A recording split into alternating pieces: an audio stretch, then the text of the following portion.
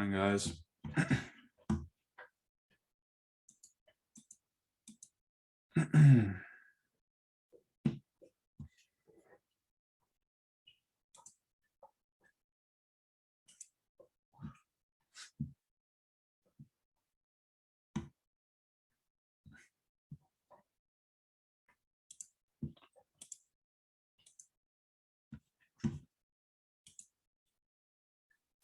What's up? What's up?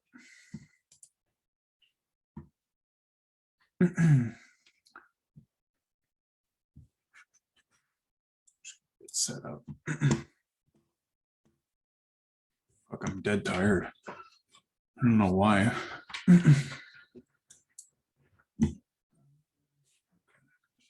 Good. Hugo, I see you in here, bro. I'm gonna address your stuff right off the bat. We're just gonna do like a narrative kind of style, and then I'm gonna jump into the flow charts and just, yeah, basically answer your question, and as well as Kim if she's here. So stand by.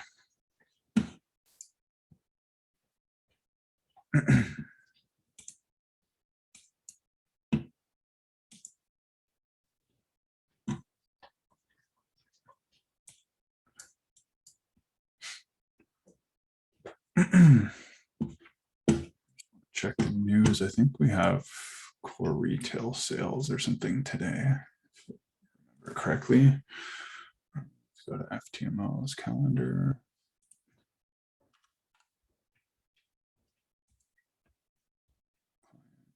Yeah. To see the, so we're gonna log in. There we go. And economic calendar. Okay. Official bank rate, monetary policy for GBP. So we got GBP news in 30 minutes. Hey, Kim, I was just saying, I'm not sure if you were here right at the beginning, but I'll get to your question. I'm just going to go through this like a narrative really quick. And then we'll start to talk about the questions that came up yesterday and last night. So no worries at all. Yeah, so we've got employment claims, Fed manufacturing index. Okay. Cool. Okay, so let's start with the 4 hour. This isn't really something I've talked about too much because we haven't really had a situation like it just yet.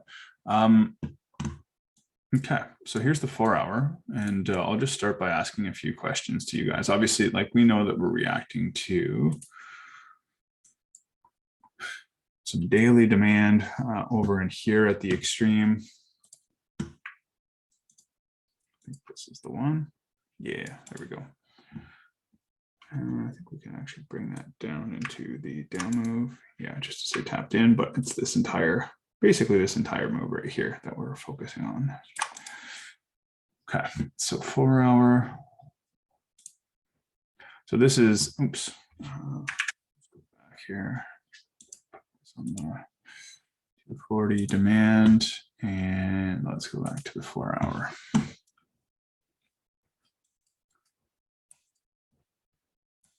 Okay, so first thing I'm looking at is, I'm just going to work my way across here so that we can really understand what the higher time frame is trying to do, and this is why I'm going to be swinging this trade a little bit harder. 240, sweet.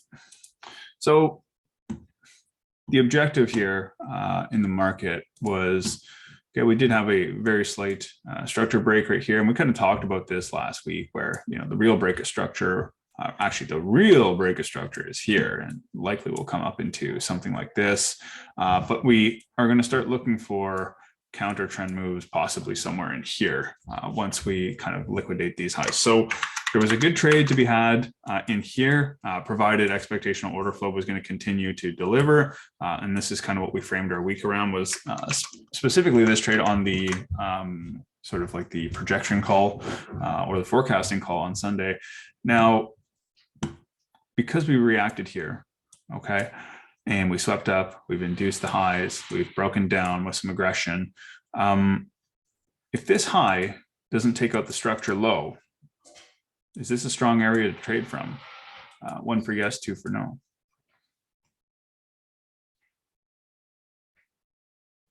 So if we were going to look for shorts, the only way we should look for shorts would be when what area breaks?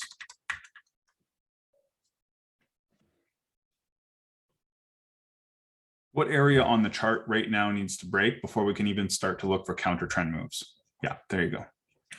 This one, right? If we want to start looking for sells, the only way that we could really look for sells is once expectational order flow takes out the high, which would give us that catalyst for the pullback, right? Now, it doesn't mean that we're going to take out the low either, but you understand the logic behind like what the market is really trying to do here. Like this high, even though it comes from a sweep, it already had a chance to make a new low. In my opinion, I don't think it's going to happen.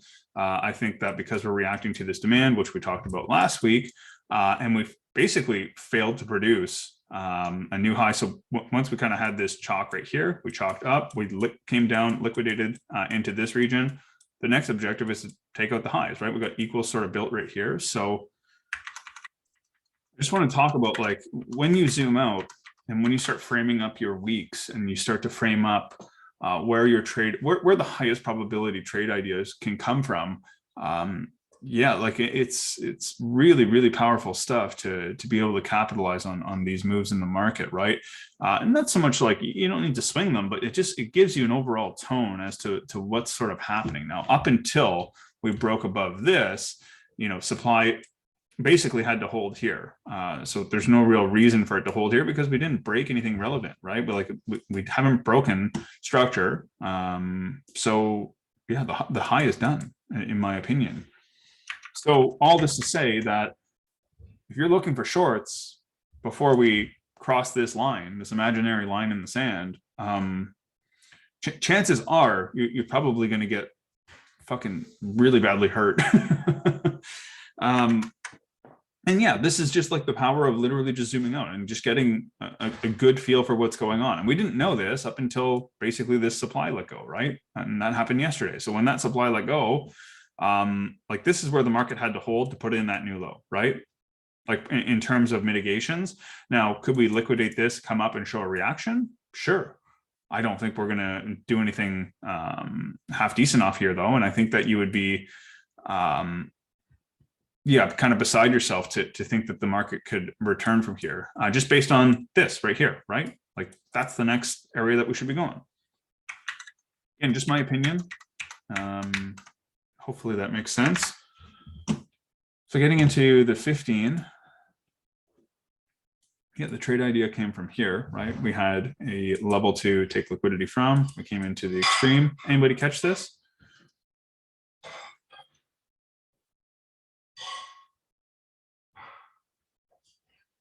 One for yes, 2 for no. Cool. Fucking bang on trade right here. I don't know if it shows on the lower time frame, but it like that's the extreme of structure, right?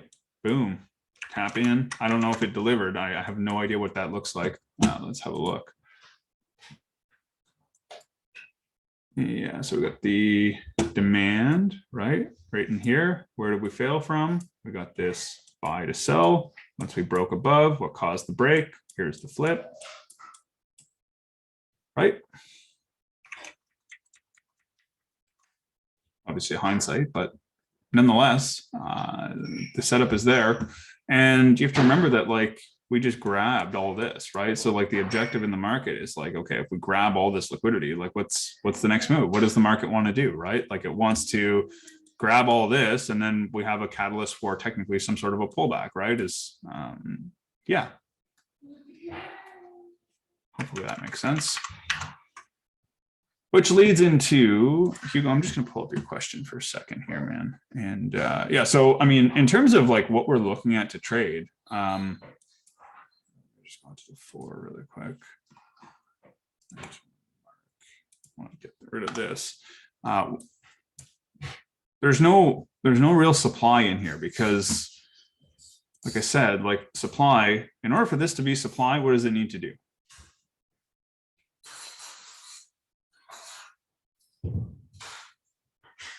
Yeah, put in a lower low, right? So a lot of people are going to look for stuff here, and there might be a hedge position to maybe take. I have no idea. Depends on how it frames up. But right now, yeah, it just doesn't seem like a very likely scenario. So let's go down to your 15. So if I was going to take a trade right now, I would probably, yeah, so this didn't take out the high yet, right? So we can't trade from this low, right? That's really what it boils down to, or at least the way that I view things, right? This is not a strong low until it takes out this high. Simple as that, right? We need structure to take over, and ideally we'd like to see a pullback so that we could induce the pullback and then kind of continue up, right? Take liquidity from the, just like we did here, right? See the reaction, push up, create liquidity for us to take, come down, sweep, push up, equals, run. Same, always the same. If it's not the same, don't trade it. That's all. You know, don't reinvent the wheel. It's if your setup's not there, I mean, just wait till it is. You don't have to trade every day. I don't know who put this 2 here, but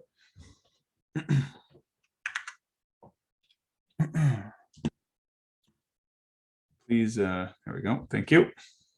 Everybody hit Command Z. See if it was you. Okay, so let me pull up Hugo's question to start. And trading questions. Hugo, do you mind if I do this live, or should I ask you that before, man? My bad. If no, not, yeah, that's perfect. Okay, cool. Perfect. So let me just read through this really quick. So no need to answer, just watch the trade recap where buy was sitting. We were pro trend, counter order flow. The only way to buy is if the one M15 chalk lined up would realign order flow, or the extreme refinement of the M15 structure puts in, okay, right, this is the structure. Okay, so let me go like this, and let's go have a quick look at this right here. It was something, yeah, like in here somewhere, I think, right? Yeah, okay. Yeah, I think we were trading from here, if I'm not mistaken. Yeah, okay. So let me just back this up. We got sort of supply. What was that? Yeah, this whole supply range right here. The extreme, right? Supply.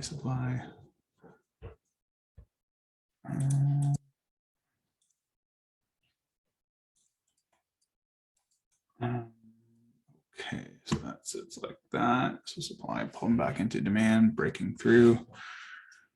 Okay, now let me just read through the question. Or extreme refinement of the, oh, let me get the flow chart up too. That would help. Pro trend. A quick look. Okay. Oops. Fuck. Lost it. Okay. That's good like that.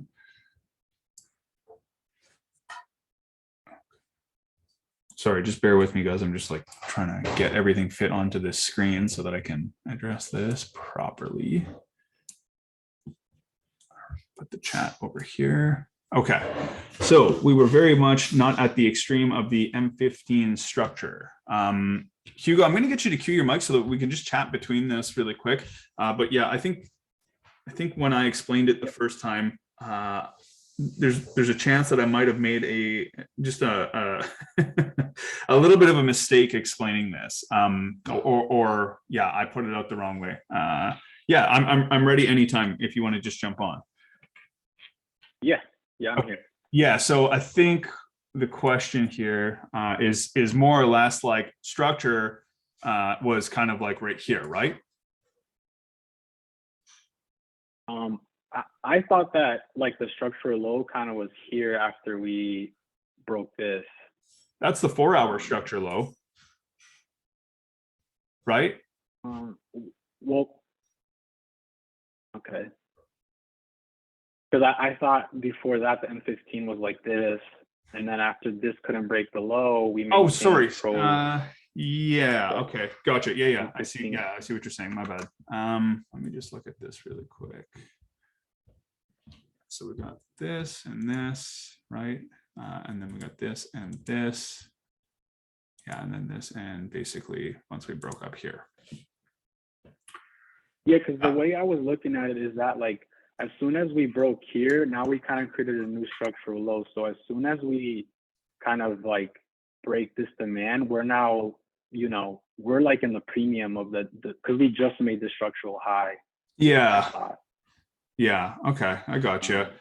I mean, yeah. Okay. Give me a sec. Let me just read through this really quick.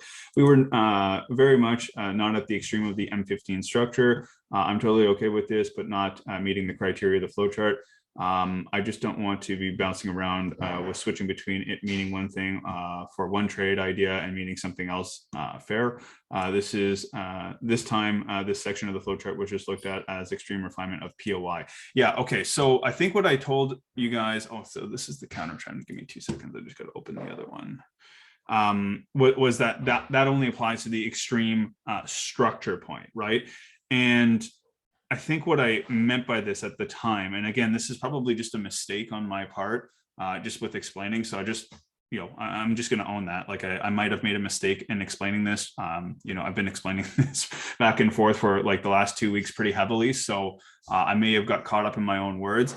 The bottom line here is that this comes from a flip zone. So there's relevance with using it at an extreme within a POI that holds relevance within the flowchart, within the POI selection flowchart. But what I mean too is that like ideally the best places to sort of take this are going to be at these extreme refinements as well, right? So, and I know that's a wishy-washy sort of explanation, but the question you're basically asking is like, why are we using the extreme refinement within the POI when we should be using the 15-minute change of character based on the fact that I had mentioned in a previous lesson that this only applies to this extreme structure point, correct?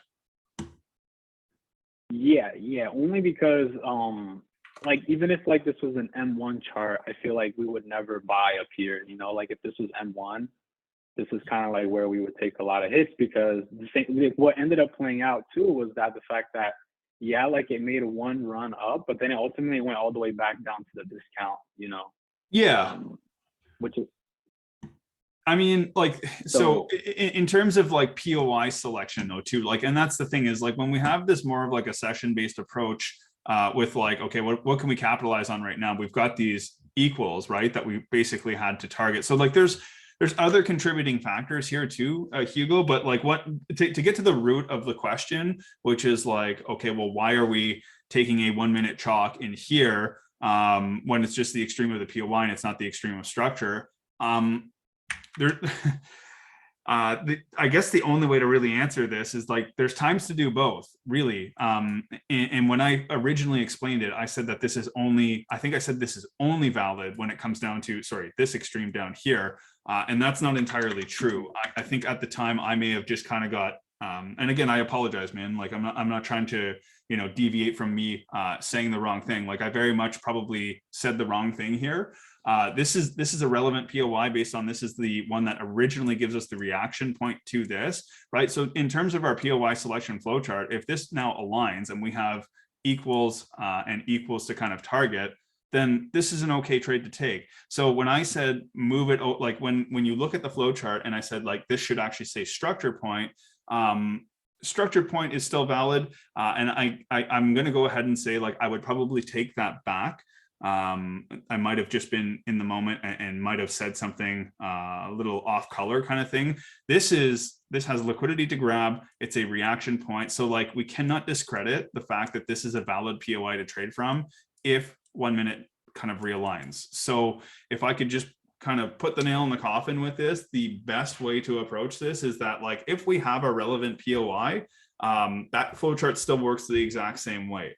We would still take the trade from here, given the fact that we have something to target in terms of EOF or liquidity or equal highs or whatever it is.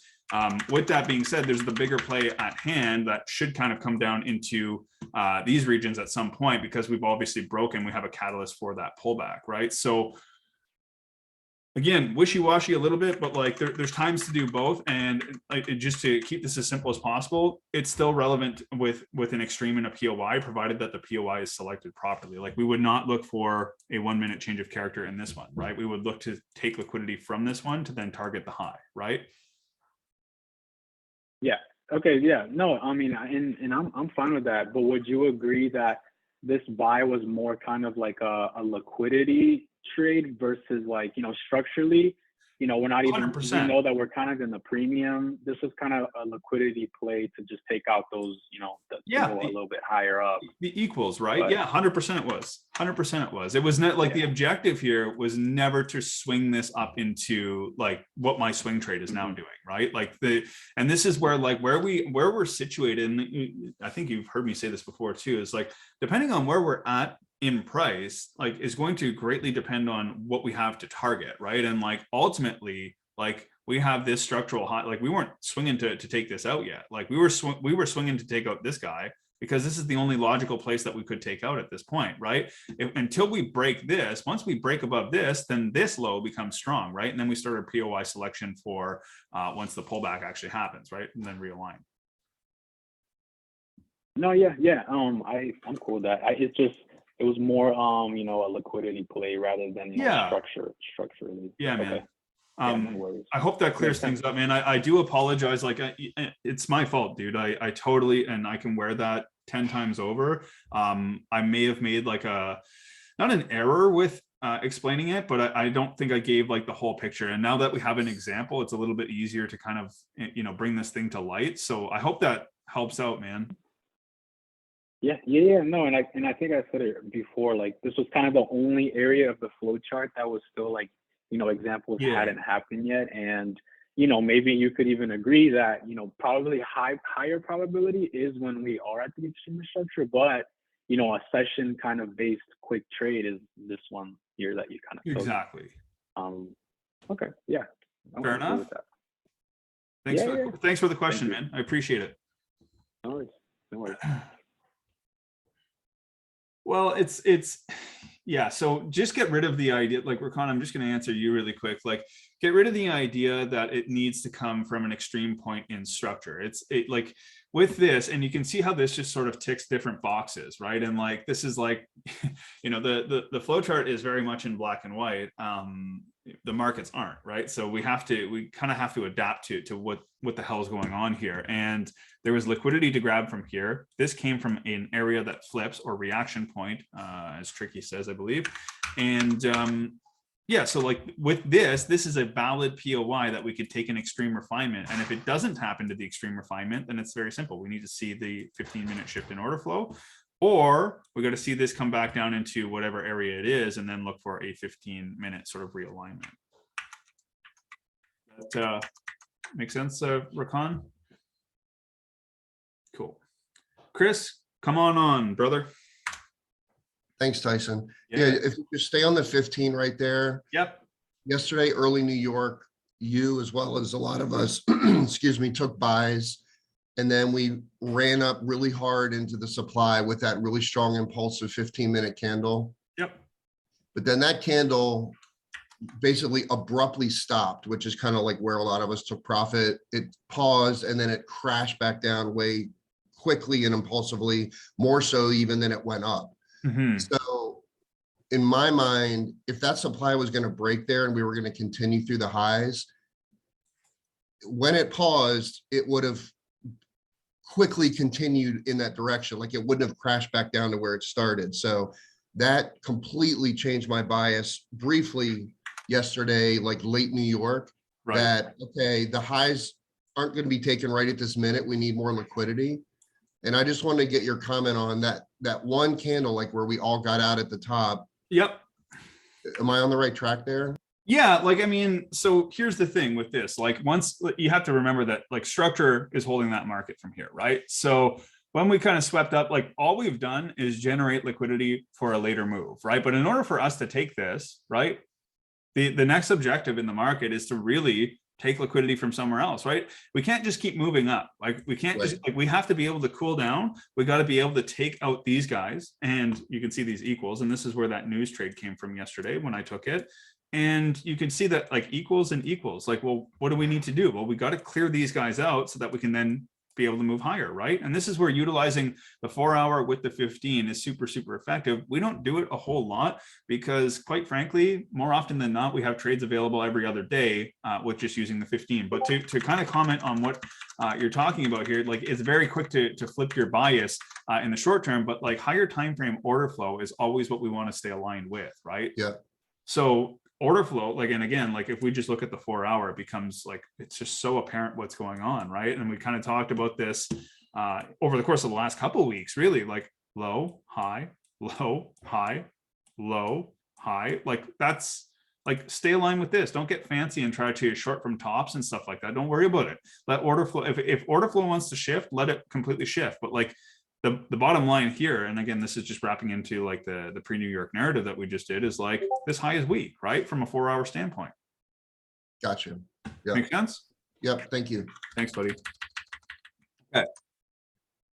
Kim, my bad. One more. Let's have No, you're fine. I'm good. What's that? Do you still want me to answer your question? I Or mean, is it- I totally understand more so now. It's more so my structure issue. Like what you're classifying when you circle 4 hour structure, I just see it as a much larger leg. And let me just yeah, hop on this annotation real quick. cool. Just give me 2 seconds. I'm just gonna take this off here for a sec. Okay, there we go. Go ahead. Cool. Yeah, I mean, really, so my thing is, this is my 4 hour structure. All of this is just internal range, I guess you could say. Okay. So when what am I trying to say? Basically, obviously I was trying to take a sell from in this area here, which Logical. happened yesterday, which I thought was totally valid. I mean, everything seems Totally. fine, I guess. But in order to capitalize on the buy, I guess I'm just trying to understand the 15-minute structure, I guess. I don't know. Like I'm bearish 4 hour, I was bearish 15. So Yeah. So like the biggest thing, like with like the market had basically the chance here to be able to put this new low in, right? right. So when like it doesn't need to take out this low, it doesn't need to take out, well, technically it needs to take out this low for this to be like, for us to continue with order flow, right? Correct. So on the 15, let's just see how this correlates here. And my target was obviously where news basically brought us. So Yep. the idea was, to take out that liquidity and more so target like a lower POI, but Well, I like, really just saw this. yeah, so structure holds the market here once we break here, right? Right. And so since we didn't break that yet, this is my drawing is absolute crap, but this is my 15-minute structure. So again, all of this is internal for me. So, Yep. I mean, I totally understand that, we hit this, 1,000 times. So is it It gonna hold value? loses its No. relevance, right? And like you have to remember, like we've tapped into this, we've actually swept into this, boom, Right. cleared this, and then came down and couldn't close below the structure point, right? So it's like this is really where things started to shape up for me, is like when we took this low, but we couldn't close below, and then we changed character. It's like, okay, well, what is order flow doing here, right? You can see that order flow is reevaluating and recalibrating to be able to move this way, right? Mm-hmm. And this is all tied in with, like, you have to remember, and maybe I've done a poor or a subpar job of this, but like all of this is reacting to something very, very important on the left-hand side, right? True. Yeah. it's a big So, deal there. and like, okay, we've come up, essentially, we've had a 4-hour chalk. We've come back down to Right. meet this, right? Now we're pushing forward. So it's like, can this hold? Well, we would assume, like in terms of expectational order flow, we're assuming that this is going to continue. But when it fails to start taking out lows and closing below, this is where things change, right? And this is where like everything is internal range until it breaks structure, and then it's too late, right? Yeah, exactly. So you just got to be able to understand that, like, okay, like we've like the main thing here is that we reacted to the demand level and we're starting to push away, right? So we're expecting that to happen. However, like you have to have a narrative for both sides. We can take sells from here, but we have to be very mindful that we could be pushing forward from here too, right? So Yeah, just don't marry, you just can't marry, like you can be aware of like the 4-hour structure points here and here, but you cannot deny what's happening internally. Will this get taken at some point? For sure. They're more than likely it will. But here's the thing is you got to get involved here, right? You got to say, okay, well, what is the area where order flow is confirmed for me, right? For me, it's the low, the high, the low, the high, and the failed low, right? So what's the next expectation? Equals are going, right? What's the next expectation? Probably reaction here, pull back, equals will go, right? Yeah. There it is. Yeah, I guess I'm so strict on like these larger zones versus like what you're just showing here, like these little moves here, here, here, here. And I guess I just need to Yeah, and like, be more flexible. well, you just, yeah. How can I say this properly? Like on the 15-minute, I totally understand that the order flow within, my quote unquote larger 15-minute bearish leg. I'm totally aware that order flow all in here is completely bullish. I totally see that. And that's why I thought I was waiting for the little 15-minute change of character in here to catch a sell, blah, blah, blah. But You see it's where I'm all coming good. from though? yeah, It's going to take a little bit to adjust, but you can't deny what's happening within the range, right? Like, and like ultimately we're making like, we're trying to push forward, right? Like, and as we continue to push forward like this, you just can't deny what's going on, right? And you can't be naive. You have to be able to say, okay, well, even though like we could react to the extreme, like start getting involved at the lower, at the more discounted rates, right? Because in order for this to give way, we need to break structure and sweep, right? yeah. Cool. All good. Thank you. Appreciate it. You're welcome. In a sec, guys. I'll answer questions in just 2 seconds here. I just want to get rid of my drawings. 15. Sweating with these news events right now with this swing position open. Oh, fucking hell. Okay, so let me read through these. Could you please take a look at that potential long from earlier this morning you mentioned? After seeing the massive sweep into the M3 extreme, I started to monitor on the 5S and saw the 5-second chalk, but got lost on how to. So if you're talking about this guy right here, Mike, technically like order flows, no, sorry, order flow didn't shift. We hit the extreme refinement on the M3. So let's have a look at this. Okay, so go like this. You're talking about this. Tyson, can I jump in here and actually ask about that order flow shift you mentioned? Go ahead. Yeah.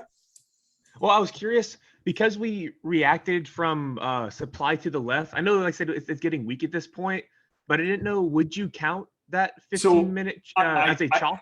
Yeah, I didn't count this because this is weak supply for me, right? Like this is not, okay. Technically it's not even supply based on the fact that it doesn't do anything, right? It doesn't actually break like the 4-hour relevant areas like I was saying earlier. So Yeah. for me, this is not a valid level to begin with. So I'm not really worried about it. And I don't really consider that an order flow shift once we've taken out this. This just looks like liquidity to grab to be able to solidify our bias, right? Okay, gotcha. Cool. I was still approaching it as a pro trend move, but Yep. with counter order flow. But because we were in the extreme, I was It looking did- at the 5-second regardless. Well, if you're looking at the extreme with the counter order flow, technically you need to see a 1 minute chalk, right? You can't actually be on the seconds, Oh, right? yeah, I'm looking back. Well, we're within the. So if we were classifying this as counter order flow, right? Because this broke, Yeah. what does it say? Do you have it Well, up? it says, yeah, I do. Well, have we hit the extreme if we're counter order flow, have we hit the extreme refinement within the POI? And if we have, I was- then it says that we got to basically follow the 15-minute POI rules, right? Which is a 1 minute chalk. Oh, it is. Oh my gosh. I'm sorry, dude. That's completely on Okay. me. I was getting Okay. too excited about the Yeah, that's cool. 5 That's, seconds what, there. that's Okay, why well- we're doing this. Okay, yeah, thank you. Well, even still, you Question, mentioned question. on the 1 minute, you saw Yeah. the. I'm sorry. Let's have a Was look. someone So Okay, the okay. important part here for me is right here, right? So basically we have an interaction with this sort of demand zone in here, right? Yeah. Which creates a buy to sell, right? Once the buy to sell broke, Yes. right? What caused that? And you can just see, so let me get rid of my drawings, but you can see that this is sort of like our supply wick. And you have to remember, this is the nature of like the market of this bigger sweep. We're not going to get those very clear supply zones to kind of see breaching. But you can see this right here, this pullback pushes down, pushes back up, boom, creates a POY. What do? We tap in, we sweep, we push back up. Here's your confirmation entry right here. Okay. Cool. Okay. Thank you. Yeah. That's just the thing. I've had problems with if I miss like the first extreme entry, like on the first like 1 minute chalk there you mentioned. Yep. How to go about getting in after that. Well, You know, you have to like, remember that so in this specific case, when we take all of this, boom, and we move like this and a super Yeah. aggressive dive in and we tap in and we start pushing away. Is there any reason for price to want to come back to this extreme? Probably not, No. right? Because you have to remember, like once we break through specific levels and clear liquidity, what ends up happening is very simple. Like what the price wants to now start to navigate up and take these highs, right? So you got to get involved on the continuations, right? And these are, yeah, Okay. there's specific scenarios for when we see these higher time frame sweeps, right? Okay. Cool. Thank you, man. You're welcome. What else we got here? Could you please? Okay, we just did that.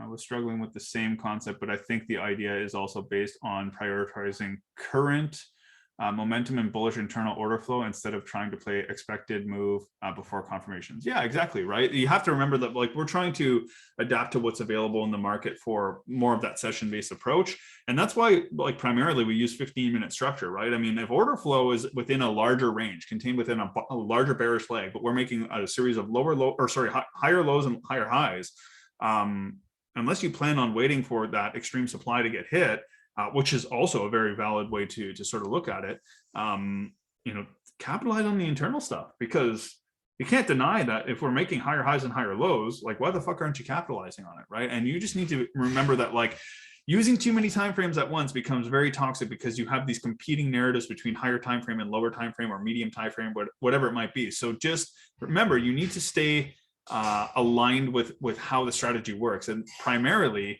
or predominantly the strategy works around medium time frame structure, in this case the 15 and kind of like the 30. It's easier to see the internal structure go bearish than play the larger move in this case. Yeah, exactly. Sorry, my cat just jumped on my keyboard. Marianne, if you want to cue your mic, man, by all means, you got the floor. Raga, that's right. Yeah, it's me, bro. Hello, guys. Hey, So, as I am obsessed with market structure for the past couple of years, regarding the buys we took yesterday's and not sells in that supply zone over there, can you go on the daily for a second, please? On the which one? Just go on the daily time frame. Daily, okay. Yeah. Okay, so We don't see any big changes on the daily. Let me annotate first. Sure. So the microstructure was right here. Okay, so Yep. it has to, for the cells to be in order right now, Has to even be, on the 4 hour. has to be above it this. has- Yeah, it has to go on premium on the daily, at least. Okay, so if you jump down to 4 hours right now, simply because we are reacting to this one right here, and we do the change of character. I've traded these types of entries for a very long time so far. This was very, very nice until this one breaks. So anything that comes into discount on this leg on the 4 hour, which reacted to that 4 hour bigger demand on the left, Weekly demand, we have actually. to look for we have to look for buys. Oops, hold on. Go ahead. Yeah, we have to look for buys. Yeah. So it's really good to look for buys when the price goes back into all the time into the discount. Yeah. This time it happened to be right into this demand zone. So that's the reason, even though this could have been just a sweep and go back to shorts, just because we are reacting to that one, this one doesn't have any reason to hold right now. That's right. Because on the 4 hour, the market changed, and trading for from the discount on the 4 hour has to be the better judgment, I guess, into taking longs until this one gets broken, right? Yeah, well, I mean, like, so there's plays for both, right? Like, and you have to remember that if we start looking for longs in here, which is like aligned with, again, we're everything you just said, correlating with this demand, we're in the discount of the leg. Ultimately, like you would be taking this as if it were a hedge, right? Because the market could hold here and put in one more low to take out liquidity before it can move up, right? Yeah, even though if it doesn't break this one, it still has the potential to go more high, right? Of course. We would address this based on order flow shifts, right? And that's where our edge sort of plays in, is you have to remember that everything is going to be based off of how order flow shifts for us to be able to confirm that the money is moving in this direction as opposed to this direction, right? So that's what those confirmations are for. Okay. Cool. So, but dude, from a higher time frame perspective, like we're going up. Yeah. Right? Yeah, this is what I'm looking for right here. Yeah, I have my take profit for my swing trade above these equals. Oh, okay. That's exactly where I'm aiming. I'm aiming for this weekly supply right here, just above the equals. Okay. I plan on holding it full volume all the way up there because this is the next objective. Like this is the next place in the market for liquidity to get taken, right? Okay, gotcha. So I'm with you, man. But it doesn't mean that we can't take intraday sells when there's decent pullbacks available, right? So the only time we should look for a sell would be when this high gets taken, we react to supply, we can maybe take a counter trend move back into these more extremes, right? And then take the same thing. Yeah, makes sense. Cool. Thanks, Ty. You're welcome. Yeah, of course. Are you trading gold now? Me? I only trade EU, brother. That's it. I barely have the attention span to focus on one pair at a time. Hey Tyson. Yo, who's this? Tyson, after it's Hugo. After you get to the have we hit the extreme refinement bubble and you go to yes. Okay, hold on. Let me pull and it then up. Okay, the pro. Pro, okay. Give me 2 seconds. Pro trend flow chart. Quick look. Okay. So after refine down, have we hit the extreme refinement counter order flow yet? Yeah, and you say yes, you can't slide through to the green bubble to get to the refine. You can't go there. You have to go straight down. Slide through to the green bubble. Hold on here. Let me just... Yeah, like has price hit the M15 POI or the M1 to M3 refine? No, you cannot. You have to go over to the M15 POI flowchart. And the reason for this is because because we're counter order flow, we can't just assume that we can have an order flow shift on the seconds. We want to be able to confirm our order flow in at least the 1 minute, even though we're at the extreme refinement, because we're technically counter order flow. So that's why you'll notice that this goes directly into the M15 POI section to start addressing the 1 minute stuff as opposed to the seconds. And then from there, once we see the change of character, then we can confirm the change of character with the seconds chart. Okay. Does that make does that answer your question, by the way? I don't even know if I answered it properly. Yeah. I mean, even before that, once we get to the have we hit the extreme refinement, we're kind of already in a M15 POI. Yeah, well, Right? just picture this, like you're not actually looking at like, so where it says have we hit the extreme refinement, we go down, it says yes, and then we move over to the right, come down, and it says M15 POI. This is just the routing, right? So I can actually just take this arrow that comes from have we hit the extreme refinement and make it a completely separate arrow that goes into is there an M1 sweep. It doesn't have anything to do with M15 POI. It's just the same routing. It's the same format as to what we would do to get invested into the trade. Okay, cool. Yeah, just for me to remind myself. So like that little line going to the green side, I can kind of just like delete that. Yeah. So let me. I'm just going to zoom in. Can you show that on the screen? Give me 2 seconds, Dave. Let me share. Okay, hold on here. I got to open this properly. Bear with me. Oops. So counter trend. That guy up. Okay, cool.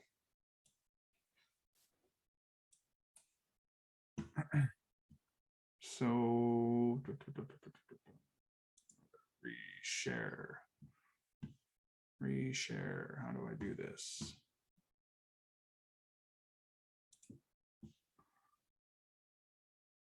Up here. There we go. Share. Okay. Let me grab my annotation.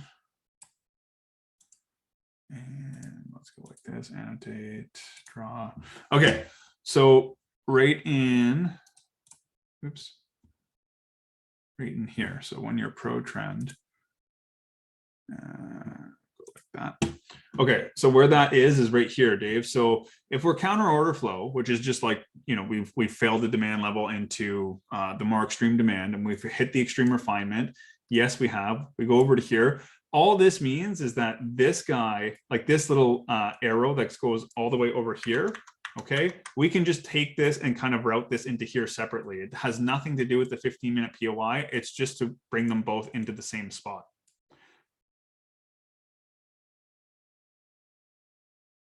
That makes sense? So picture this just kind of coming in here separately. It's just the same routing. Cool. I was confused on that arrow last night as well. Yeah, it's just routing. That's all it is. So if you want, I can move this over to here like this, but it's just routing. It has nothing to do with M15 POI. This has to do with these areas right here, right? So this is just coming into this same section to follow the same rules. Capiche? Okay, what do you guys think? Should we, no, because this needs to still be here for this stuff, right? Because if we are pro, so if we're pro right here, look at, so hold on, let me get there. So look at, this guy is relevant to this, right? So if you look over to here, refine M15 buy to sell, sell to buy. Okay, so if we have a 15-minute POI, and then within that POI, we have a M1 to M3. If we don't hit this M1 to M3, we have a route to be able to look at, we need an M1 chalk within here. But if we hit the extreme refinement, we can then start to, or a refined POI, then we can look on the seconds chart, which is this routing here. So it depends on what's happening. If we've only tapped into the larger POI, we can only look for the M15 POI criteria, right? So if we refine down to these levels, but we don't hit any of those levels and we just tap into the actual 15 POI as a whole, then we can only look for the M1. And if we do see the refined areas get tapped into, then we can start to look for this stuff. That's all that means. Let me pull up what I sent you last night. Where did you send it? Is it Discord or text? Give me a second.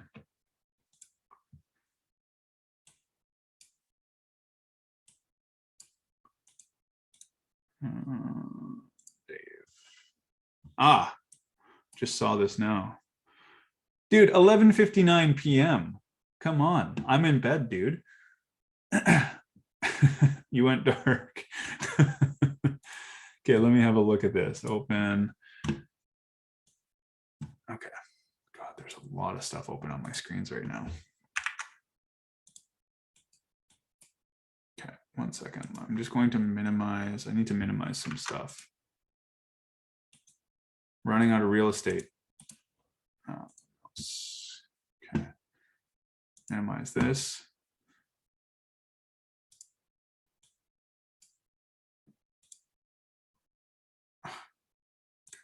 Oh shit. Hold on here.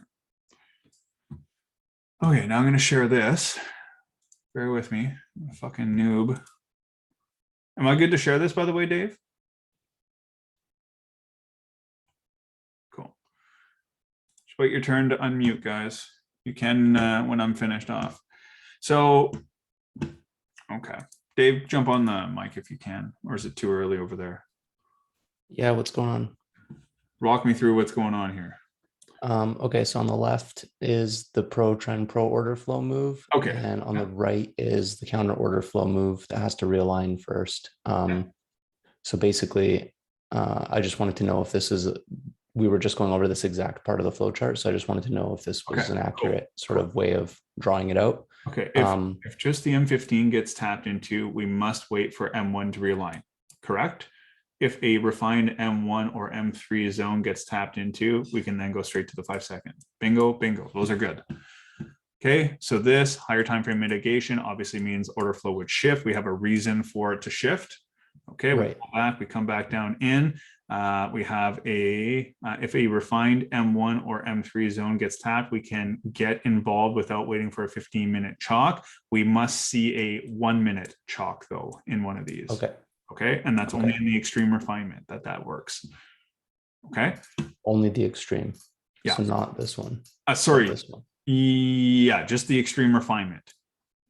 Okay. Because structure will hold, right? Like that's what we're Yeah. betting on, structure holding, not a decisional. That's basically what that means. Okay. So it's only M1, and that's what this line is Well, for right here. M1 or M3 refinement right here. Yes. Right. Okay. Okay. And then otherwise we have to look for the 15-minute shift. Bingo. So what, can I post this and publish it? Yeah, of course. I just wanted to make sure it was accurate. Do you want me to change anything before? We'll talk after the session. I might get you to change one little thing over. Yeah, we'll talk after the session. Okay, sounds good. Cool, thanks. Okay. Let's see, share, what are we sharing? Okay, somebody else had. Yeah, we're gonna, there's just one little thing I want to switch on it. So guys, we will share it right after the session.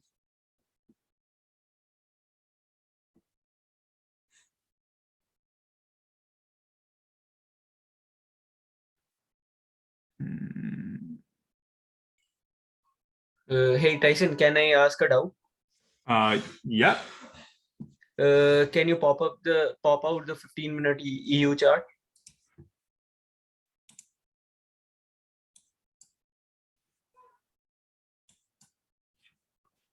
Oh, I guess I got to share my screen. I'm sitting here waiting. Hold on. Okay. Yeah, my doubt is like in this region, when I was marking this POI, I considered it to be mitigated. Yep. This POI. Yep. And I was considering it as a liquidity. That's what I was seeing it as too. There wasn't really a trade in here to take this down, right? Sometimes it, Go ahead. Sometimes it gets confusing when I have to mark, we have to mark the right POI, because many times what happens is it gets market form this kind of structure and start going down. Mm-hmm. So sometimes I get I get in doubt that what to do in the market. Well, you just have to, like, zooming out is the most optimal way to understand, right? Like, I mean, ultimately the only way for us to really, like, we didn't take out the structure low, right? That's like with this low, we didn't take it out. We couldn't close below it. So ultimately what that means is this high is weak. So there's no sell opportunity until this high goes. And then we can look at the extreme refinement of this, right? Okay. Cool. Cool. Thanks, man. Thank you. What we got left? Alfonso, go ahead, man. Yo, first of all, Dave is killing it, man. That drawing. Yeah, nice and clear. All right. So my question is, can you zoom into the most recent buy area, like here, Okay. please? On what time frame? One? Yeah, one. Okay, so we were discussing at the beginning of this live session that maybe there was a buy opportunity here, right? Because this was a valid POI. Yep. Okay, so my question is, on the seconds, you just see a massive take of liquidity and leaving you with no liquidity to target, right? So liquidity comes not just in the shape of and form of equal highs and equal lows and mitigations, right? Expectational order flow, week high based on the fact that we've come into extreme refinement is also a version of liquidity, right? Okay. Especially when you're getting involved at a structure point. Yeah, okay. Yeah, so my question was gonna be like, can you be more aggressive at structure points, even though you don't have liquidity on the lower time frames to target? Can you be more aggressive considering that you are pro trend and pro order flow? Like is that the reason that you can be more aggressive? Exactly, right? Because we're like the expectation right now, when we come into this low and we fail to take out the low, what's the next thing that's going to happen here? Yeah, we're going to take out the high. Right? So if you're going to bet on that, then it becomes a lot easier to just say, like, I'm going to get involved here, right? Because this makes sense. Like if this goes, the whole trade idea goes, right? Mm-hmm. So okay, and do you remember? I think there was a trade last week where there was a massive supply and we hit that. And then in theory, we had to wait for a 15-minute chalk, but you said that we had an opportunity to sell. I don't know if you recall that. But I've been talking. I don't remember exactly. Okay, yeah, that's fine. Because I was trying to think, I was going through Notion, but I can't find it. Because I was thinking, okay, so maybe on that specific example, we were pro trend and pro order flow as well. And maybe that was the reason that you could enter, but I'm not sure. Well, shoot me a message after and we'll jump on a call. Okay, cool. Okay. Well, we'll try to find the example if you can. And I think I know where you're talking about, but yeah, this is a live trading event, guys. Don't forget that. Not to bust your balls, but like this is, we want to hopefully get into a fucking trade, right? All right, thanks, man. Thanks, Steve.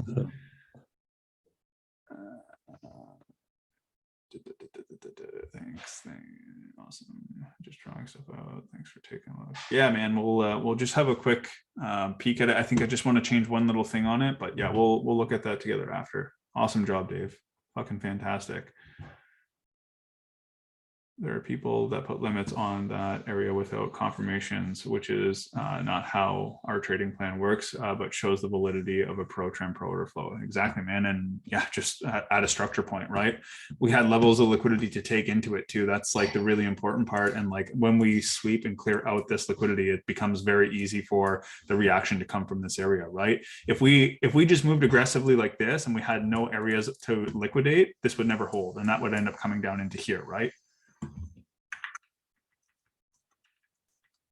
Black and white with a little bit of color. Recent buy was a repeat of the 10th March, exact same thing. It's very possible. 10th of March, I'm not gonna be going all the way back there, but yeah, let's talk about what's going on. How's that? You guys ready to maybe look at a trade? Oh man. Like doodling. All right, fair enough. You got your doodle right here. You see your little dot here, Dave? I know it's you because it's the blue. I think it's you at least. Maybe not. Afonso. There we go. Awesome. All good, man. Okay. Oh, you fucking cocksucker. Unbelievable. No goddamn respect. Hopefully everybody's questions are answered. hopefully that clears some stuff up. Okay, haven't even had a coffee yet. No, you didn't derail. It's good to get these things out because, yeah, I'm sure lots of other people have the same questions too, right?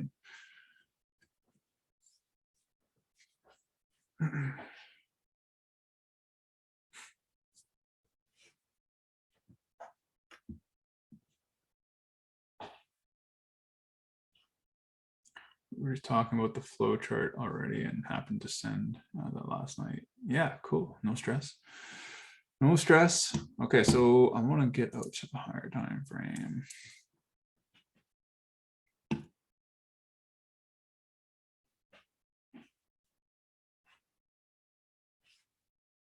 Yeah. So just be mindful, we got news in 1 minute, guys.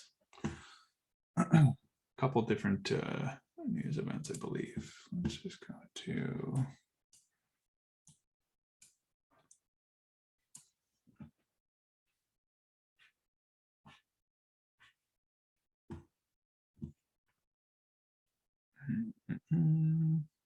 what was I looking for? Marks Factory. Oh yeah, it's low volume. It's just some orange stuff. Doesn't mean it won't do anything, but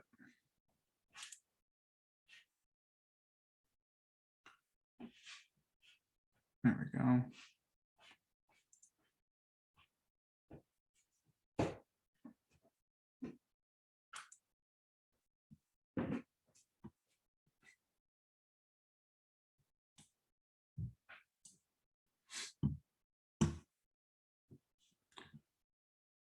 Are we only worried about the high impact news events or all? I've only been paying attention to the, yeah, I only pay attention to red stuff. And really, I only really look at stuff that's restricted. That's the only stuff I'm really not too interested in playing. So just personal preference. I'm a pretty big chicken shit though, to be honest with you. So like, you won't really catch me. Yesterday was the first time I've traded news in probably 6 months. The FOMC, I'm working on another entry model for 4 hour. So it's not definitely not perfected. I got to go back and back test it with a couple different news events and build some case studies around it. So probably won't get released for another couple months at this point. We hit the lower 15-minute demand. We hit the lower 15-minute demand. Do we need 15-minute chalk because we broke structure? Which demand are you talking about? Just circle it so that we can see.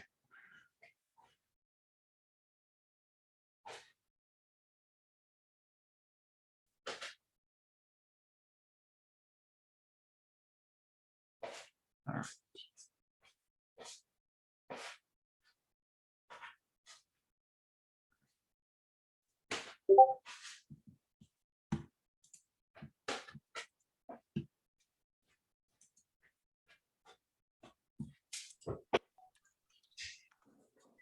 Tyson, can I ask another doubt? Sure. Yeah. What's up? Yeah, I have the same doubt. Do we consider this as a mitigated or unmitigated? Well, it's technically unmitigated. Like you can see that, like, yeah, depending on what time frame you flick through, it would be very possible to, like, if we came down into here, we would be counter order flow, right? So if we hit the extreme refinement somewhere in here, we could then look for the 1 minute chalk. Otherwise, we need to see a 15-minute order flow shift, right? Okay, Cool. cool. Thanks. You're welcome.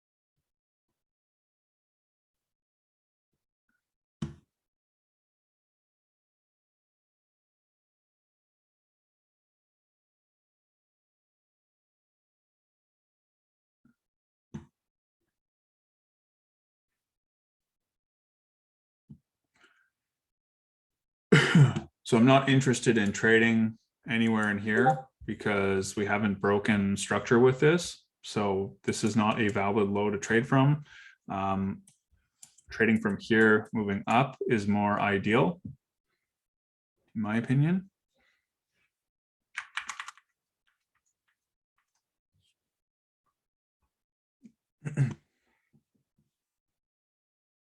Yep. Exactly it.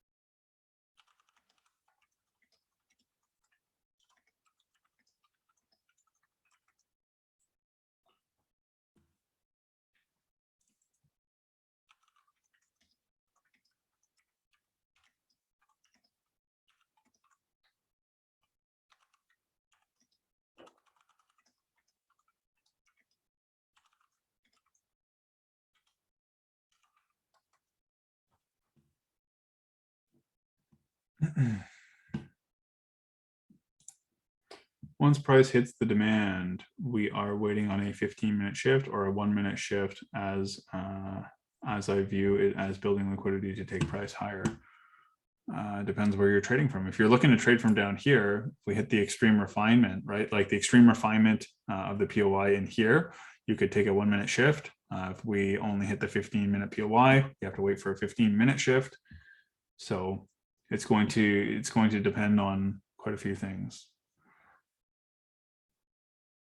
If and when you get an actual trade, can you review how you take the 5-second price levels to set limits on MT4? As soon as we get to a level where that ends up happening, yeah, I'm happy to show you guys, but gotta wait for something valid to sort of frame up first. But yes, absolutely, Chris. I will, yeah, once it happens. And what I'll do too is I'll share my MT4 as well, so that we can, you guys can see. Can you show the M15, the area refinement PO is in this area? Yeah, cool. Let's look at it. So M15, there's nothing really clear here. I'm going to go up to the M30. Becomes a little bit more clear.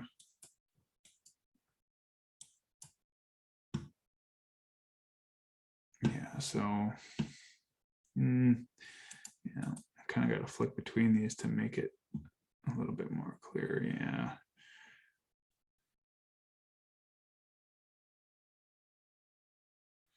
Nothing super clear, to be honest with you, in these areas. I would have to say it would probably be like 30. Like chances are, if we come down, we're probably not even going to, like, we're going to liquidate this low as well. You know what I mean? Like we're probably going to come into here, liquidate this low, and then realign to be able to go up like this.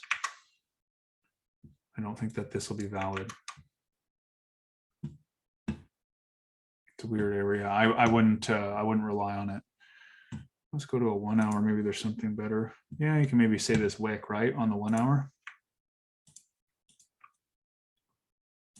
Okay, then we'll go to the 3-minute, start with the 3. And nothing, 2. Yeah, nice 2-minute right here. Something like that. Probably what I would look at.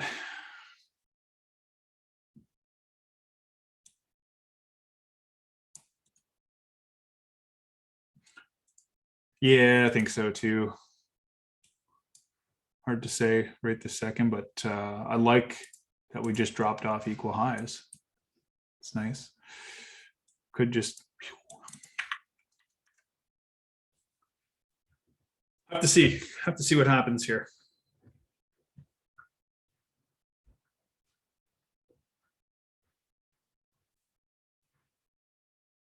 Yeah, news is over, I believe. I don't know if we have anything else today. 9:15 industrial production. I don't even know what that is and how it would correlate. But anyways, yeah, no, we're done with our news events, it seems, for the day.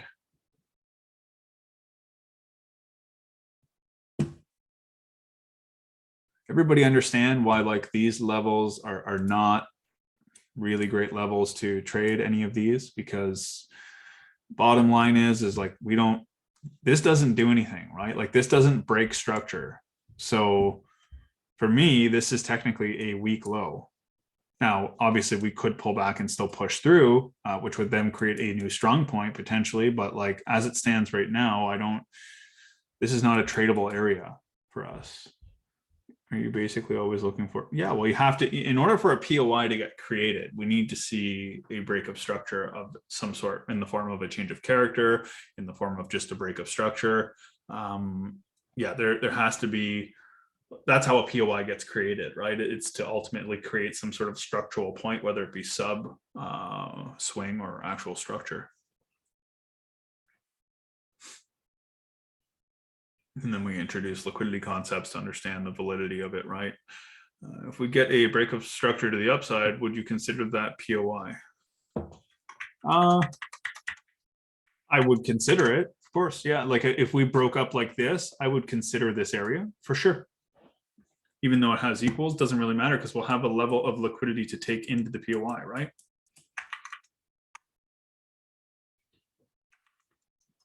Liquidity is something that needs to be relevant to your trade idea. It doesn't work against you, right? Don't let it work against you. You have to remember that if we have equals here, we push up and we sweep equals into the extreme, like these equals are not jeopardized. These are not compromised, right? These are compromised.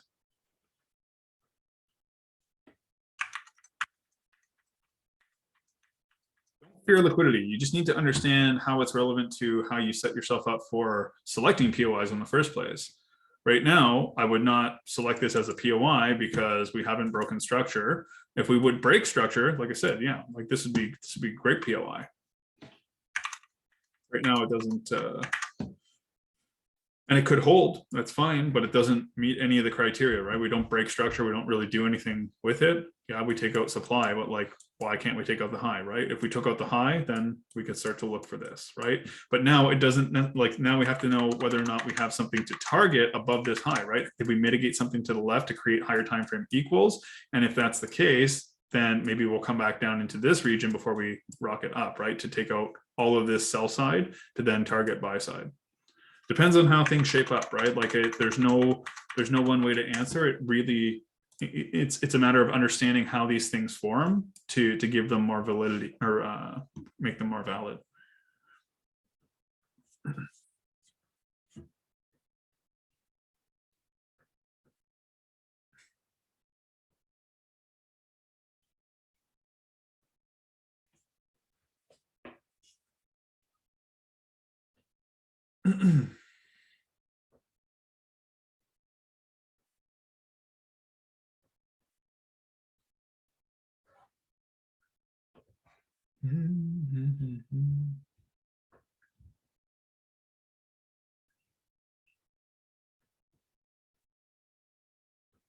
Oh, I just realized people are having difficulties getting into the Zoom. Weird. Maybe I'll have to get a new link for it. What seems to be the issue? Yeah, link didn't work for me. Oh, interesting. Okay, I'll get that. Is it only for the live trading events that it's like that? Or is it like all the narratives as well? And the 1 o'clocks? Only live? Okay, cool. I'll get that switched out today. That's not a problem.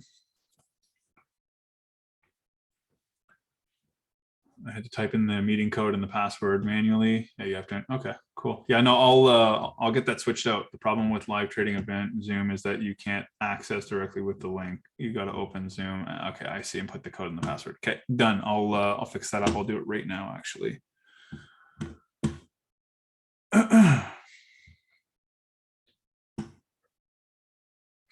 Yeah, I need some water. Holy fuck, man.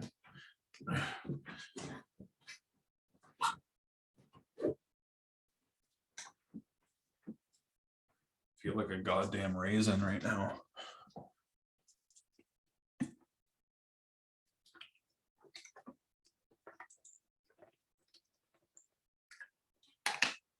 I'm sorry for anybody that heard that. I'm drinking like I'm alone right now.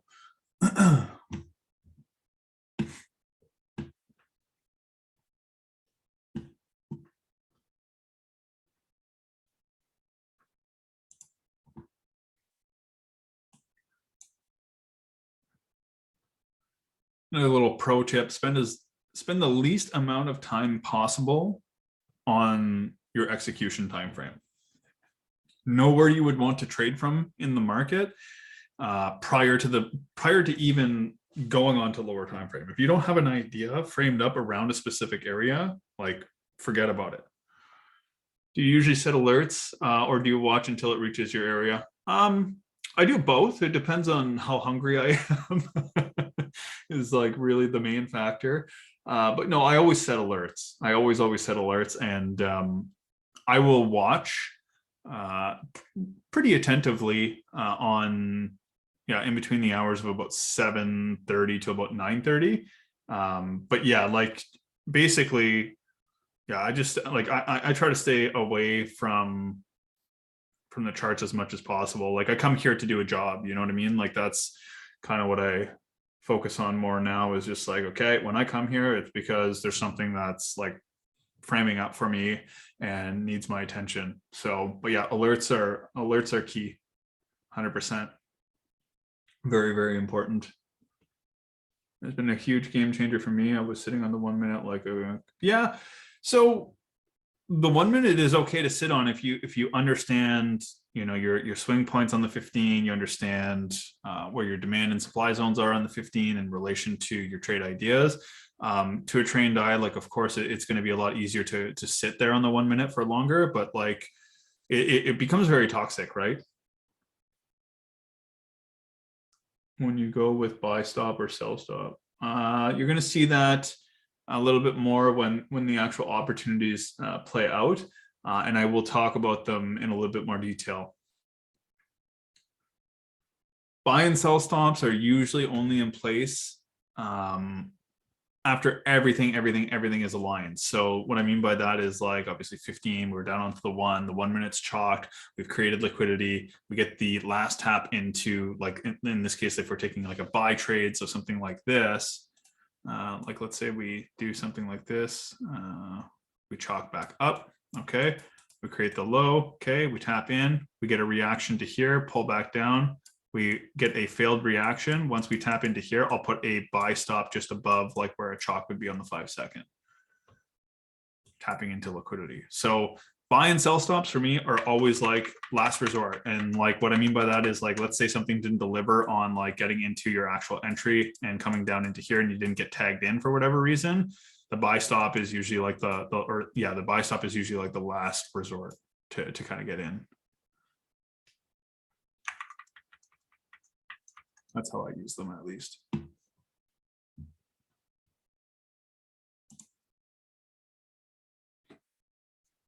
You don't want to use them too prematurely. They're meant to be, oh goodness, sort of like the last resort. So the buy stop would be used to ensure that you get in after the 5 second chalk. There's a couple different ways to use them. I'm going to get into them, at least how I use them. It's not going to be this week. It'll probably be not next live trading session, but the one after that. They don't present all the time either, right? Like there's not always going to be a buy or sell stop opportunity. But what I'll do is I'll dig through some of the older case studies that I have and end of day markups, and I'll show you examples. Maybe I can do a video breakdown of like why a buy stop was. Yeah, I'll look into that. It's always better to show live, but gives you a little bit more of an idea. Excuse me.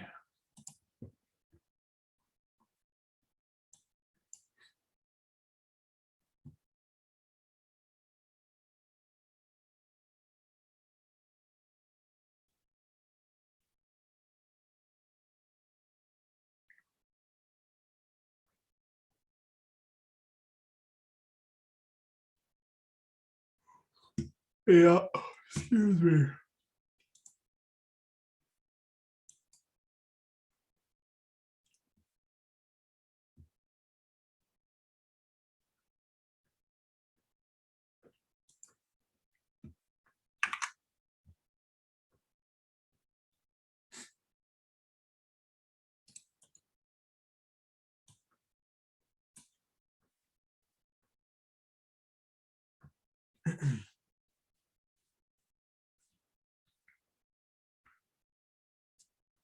Yeah, I know. I need to go make one. I got home a little bit late from the gym this morning.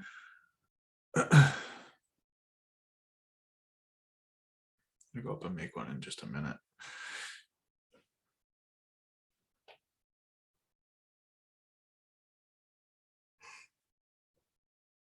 Oh, fucking hell. Just a reminder, everybody, I'm taking off to Mexico next Thursday morning, so a week from today. So there will be no live trading event next Thursday, unless Dave wants to host it. Just kidding. But no, there won't be a live trading event, but we'll make it up. We'll double down on a live trading session the week after or something like that. Just FYI, I will be on vacation. I will still be hosting the webinars as per usual and doing the pre-New York narratives, all that fun stuff. But yeah, I'll be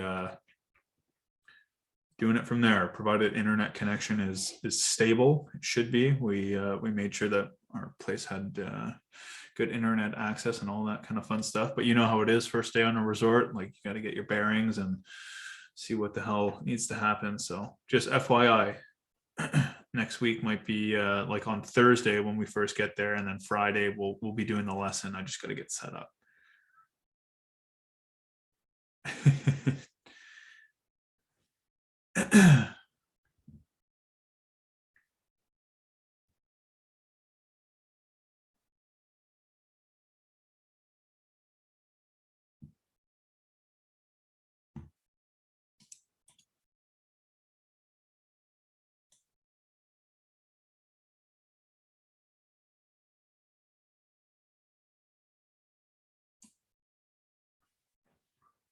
Yeah, I'll bring the 49 for sure. No, I got my MacBook, and then I also I bought an iPad Pro a few months back, and I'm gonna have that as like my my second monitor, which will be nice. Good to use. I never even knew that Apple had that, but it's called Sidecar, and basically it's just like a Bluetooth connection that syncs up, and you can use it as a separate display with no cords or anything. It's nice, super nice.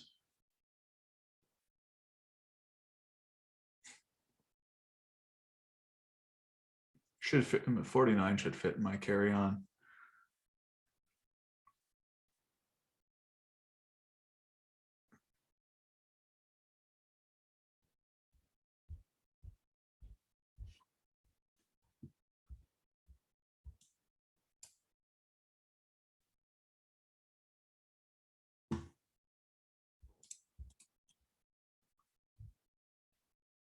How can you manage? How you manage to carry that 49 inch?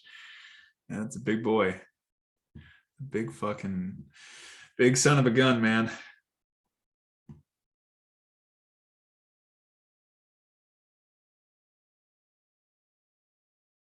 Yeah. Here, hold on. I'll put my camera on and I'll show you guys the box. It's fucking crazy. It's pretty jokes.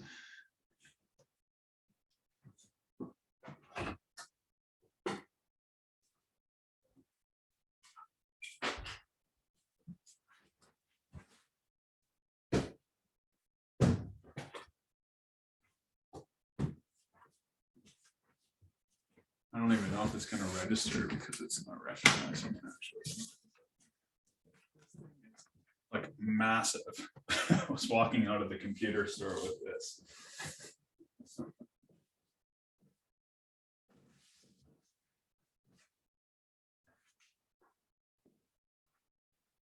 Box is almost taller than me, for fuck's sakes. Not that that's much, but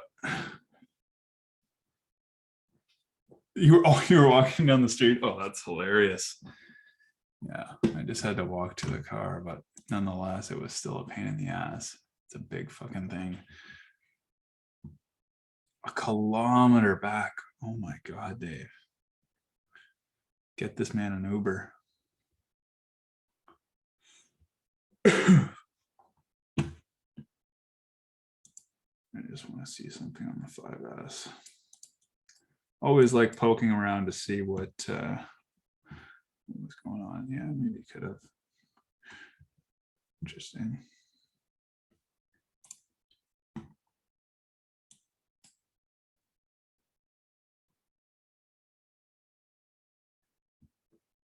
I know the mustache is too much. It's pretty nasty. Pretty dirty. When the 34-inch is quite smaller, arrived, the man driving said, "Here's your television." Oh, that's funny. Yeah. I've had a few friends come by and just like the way like we have our TV set up in the basement. My office is in the basement. My girlfriend's got the office upstairs, and yeah, every time somebody sees this monitor, they're just like, I didn't even know those existed. It's like, yeah, it's a lot. There's just a lot going on this fucking thing. It's huge. Love it though. Super, super nice. It's a game changer. Anybody who's like on the fence about doing it, and provided you have the money to get one, it is, yeah, it's arguably the best thing I've ever bought for my home office. And I think Dave can probably, yeah, mine's a 240 hertz, 49-inch. Yeah, it's a G9 Neo. It's like the top, yeah, it's their top spec. The only reason I went and spent the money on the top spec one is because they had a sale at Boxing Day around Christmas time. Yeah, they had a sale for like, I think it was like $600 or $700 off the monitor. So I was like, well, it's not going to get any cheaper than that.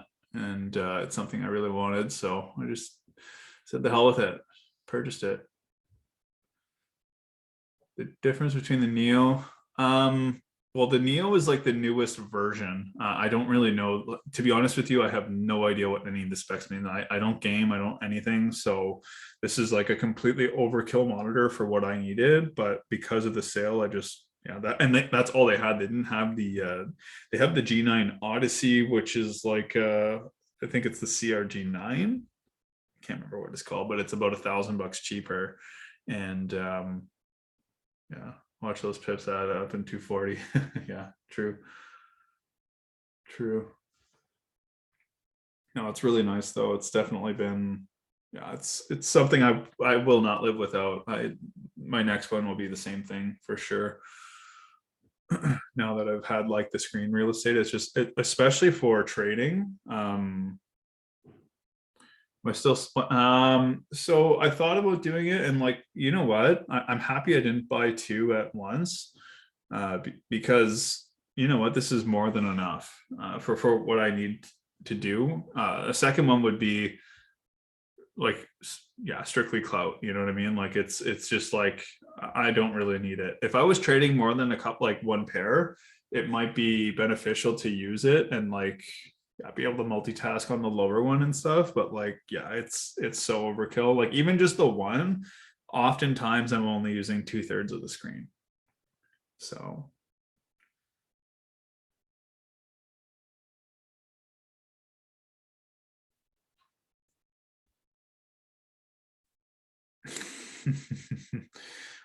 I don't know if I will ever, not that I will never, but I don't know that I will ever have a reason to go away from one pair. Now that, yeah, now that I've done it and committed to doing it, it's like, it's just been so much easier to just stay aligned with what's going on in price. And just, yeah, you just like, you always know where, like what's happening on the higher time frame. You understand where your trade's framing up from. It's so nonchalant. And when you start to understand like the lower time frame and stuff like that too, and correlate, like you really only need 2 half decent trades per month to really, you know, sustain a trading lifestyle.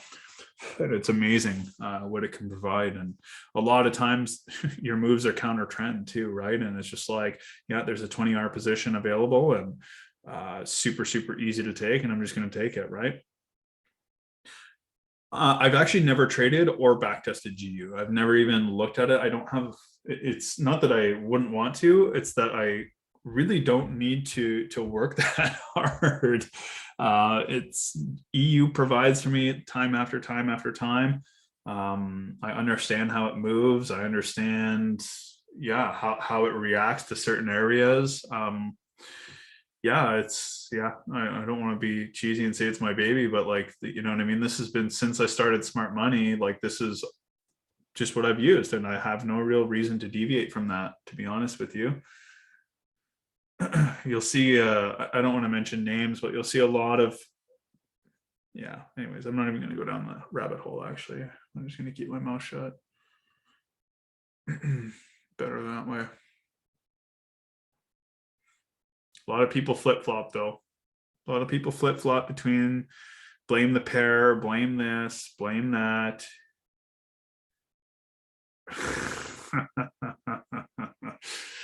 Oh, Dave. Killing me.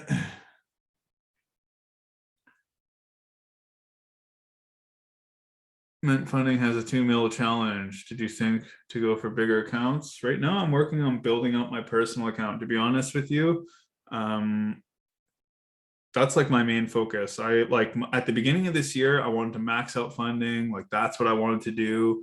And yeah, like the end goal right now is to build like a 200K personal, and yeah, like that's really what I want to do, and keep funding as like sort of like almost like a backup, to be honest with you. I want to start getting into more higher time frame intention moves. And yeah, I have no interest in going to Mint. Yeah, stick to education. You know what I mean? Like that's what he does, and like his leverage is terrible from what I've heard. Not to discredit the guy. Like I mean, I learned from Mint at the very beginning stages of my Smart Money Concepts journey. And yeah, he's in with like Blueberry Markets as his liquidity provider, which is who I use for my personal. But yeah, I like FTMO is definitely the GOAT in my opinion. So no, I'm not using TO at all anymore. I switched over to Blueberry. So I finally found a zero spread broker. And I actually got on the phone with them yesterday, and I got down to, so they have $7 commission per lot, which is a little pricey, but actual raw zero spreads, like zero spreads. Yeah. Blueberry is good to go in Canada, which is awesome. Up to 1 to 500. So that's what I have is a 1 to 500 leverage. So if I want to open a couple different 1% positions, I have the ability to kind of do that. Yeah, Fusion's really good too. I've not used them because they actually restrict people who live in Ontario to use their broker. Another really good one is 8Cap. 8Cap is actually the liquidity provider for Blueberry Markets, so you can go with them as well. But yeah, that's my TED talk.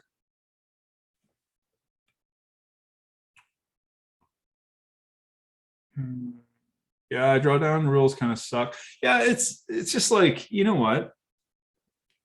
For me, it's like it's more of like the psychological barrier of I don't feel comfortable using a 1% risk with commissions and stuff like that on a funded account, because you know what, I have bad trading days, I have bad trading weeks sometimes where like I could easily go 5% in drawdown.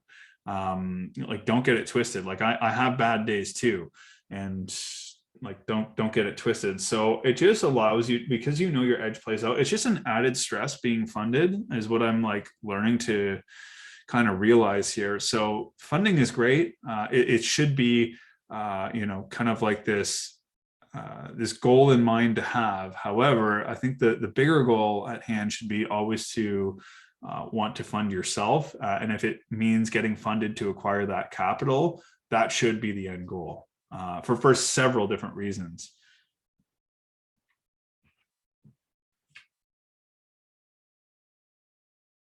What did you train at the gym today? Actually, today is my rest day, but my girlfriend and I go like 7 days a week, 6 days at least. So I just had active rest. I was just on the treadmill, listening to an audiobook and just kind of chilling, went in the steam room, you know, little fucking getaway, little getaway in the steam room.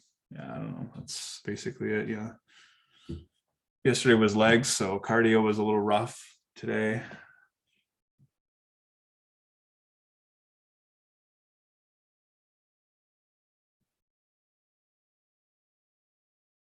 For drawdown, if you are up 10% on a trade and trade goes down 5% on that trade, does that count as a loss? It does on my Forex funds because it's equity based, not balance based.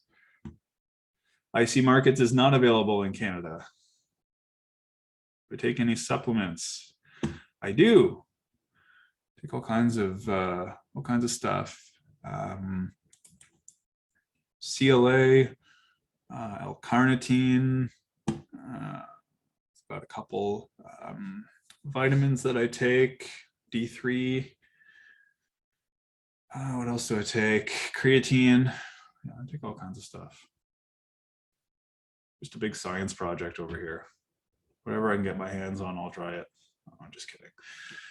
No, yeah, I've played around with like BCAAs are okay. Like I don't really use them anymore. Glutamine I have in like my protein, the protein that I buy, the IsoGold. So yeah, I dabble though. I'll try like different things. I don't have like a consistent like stack that I really use. So yeah, I like to just try different stuff and see what it does. But yeah, creatine is like a staple for me. Obviously, I think most people use that. And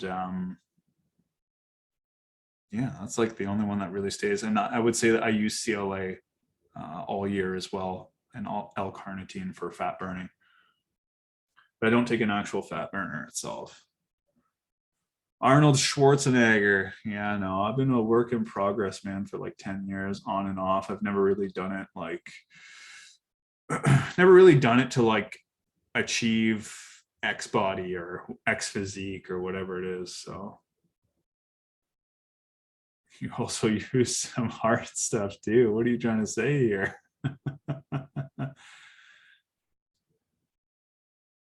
Oh no, man, I've been bald for a long time. I've been bald since I was like 24. No. Not into the hard, man. Just got bad genes. I'm 32. Got bad genes. You too, Dave. Yeah, it is what it is, man. Yeah, no, I had hair loss and like it's not even genetic. I don't even know what the fuck. My dad's got hair. My grandpa's like 84 and he's got a full head of hair. He's got like maybe a dozen gray hairs on his entire head. So yeah, I don't really know what the hell happened to me. I must be the mailman's kid. Shouldn't say that about my mother. That's brutal.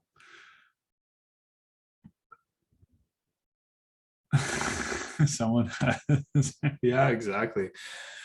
Yeah, my facial hair is like all I have, man. That's like, you'll notice every time we jump on a live week to week, Dave said it, man, I'll have different facial hair like 3 times a month.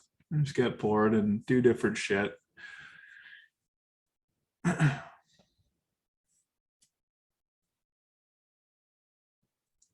Yeah, exactly, man. I just confirmed you're looking for a 1 minute shift in that demand, that 15-minute demand zone marked. 15-minute demand. That which one? Can you just circle which one you're talking about?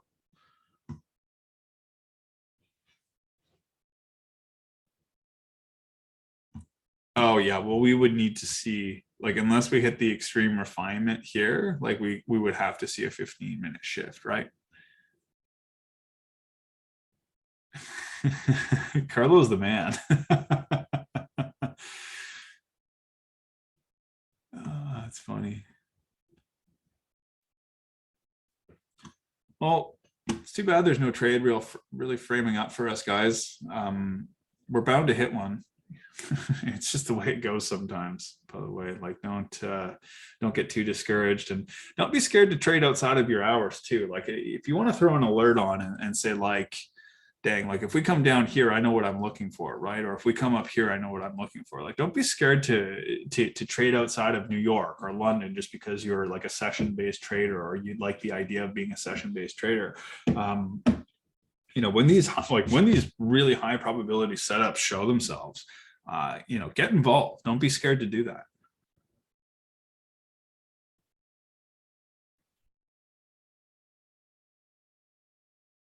I'm still in full volume right now, brother.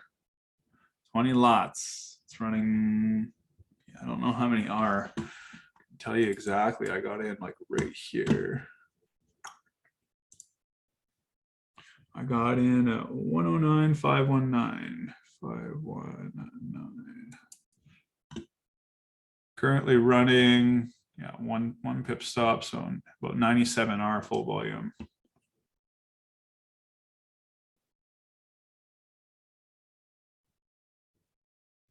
Before that, I had another buy. Oh, well, that one got taken out. The one that I took in here. You're talking about yesterday? If it's from yesterday, yeah, I was, I traded in here. And that got taken out break even, so.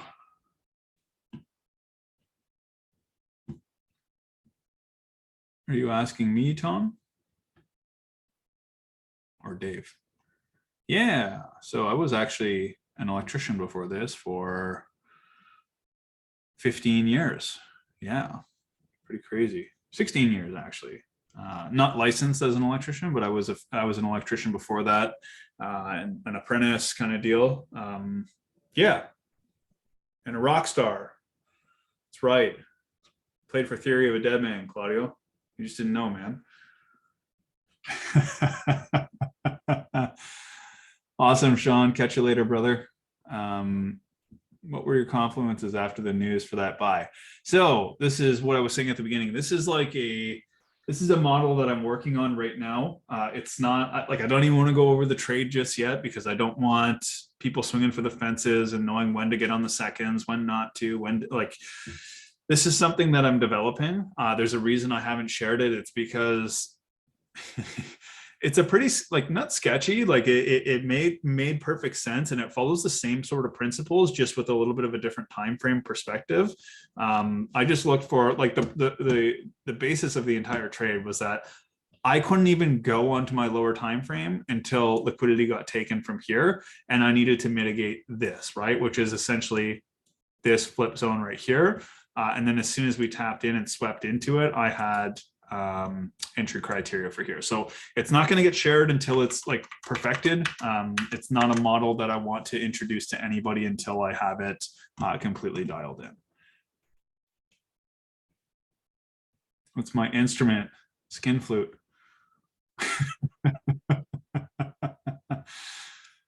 Oh, fuck. Special edition sauce. Yeah, no, it's just a work in progress, man. I just don't want to, I don't want it to get twisted because like these don't set up. Like this is specifically going to be for news, like the entry model for, yeah, like Fed speeches, FOMC, NFP, the really high impact stuff. It's trading, it's like tradable reactions that I'm looking to trade after a higher time frame intention sweep. So yeah, I'm working on it. It's just, it's not dialed yet. This is the actual first trade that I've done with it. So it worked out really good on one, but I don't think that's a way to measure the success rate of it. So I did take one hit on it too. I took one hit in here a little bit prematurely as I was using this demand block instead of this refined one. So yeah. Well, with R like that, you only need 1 to 2% strike rate. Fair enough. Yeah.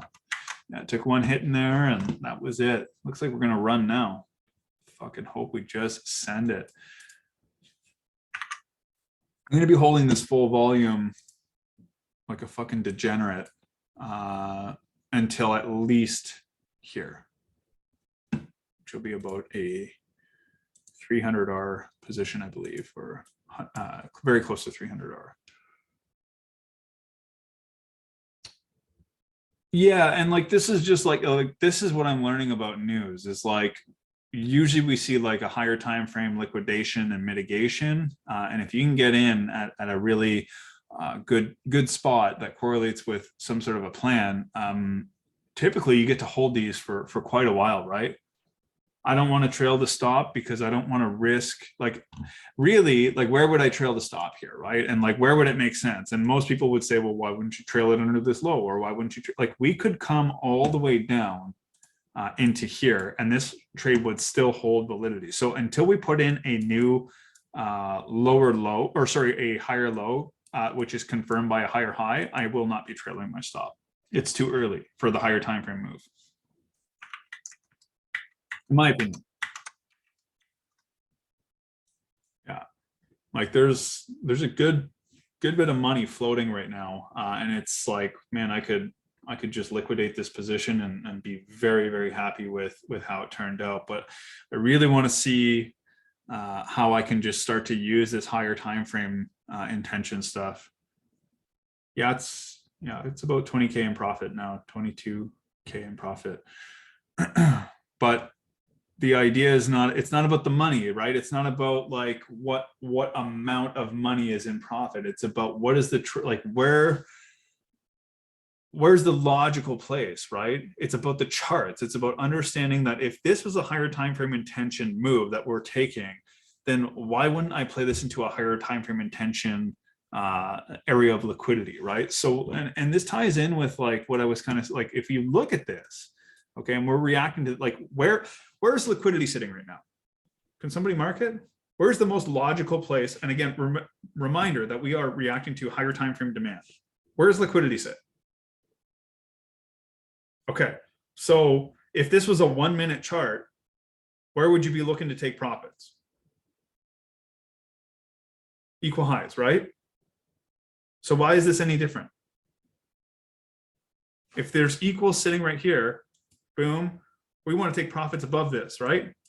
Induce this to then drop down. So that's what I'm doing.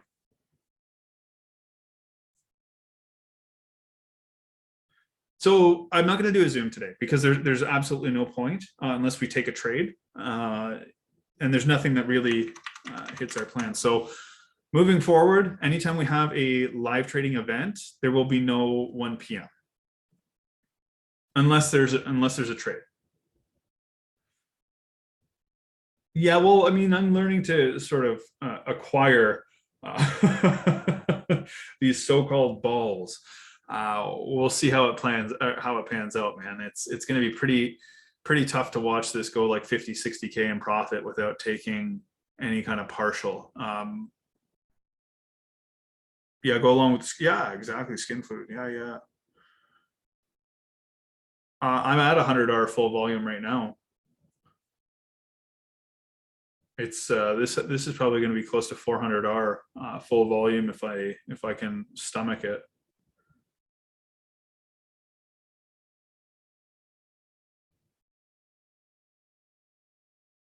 Yeah, well,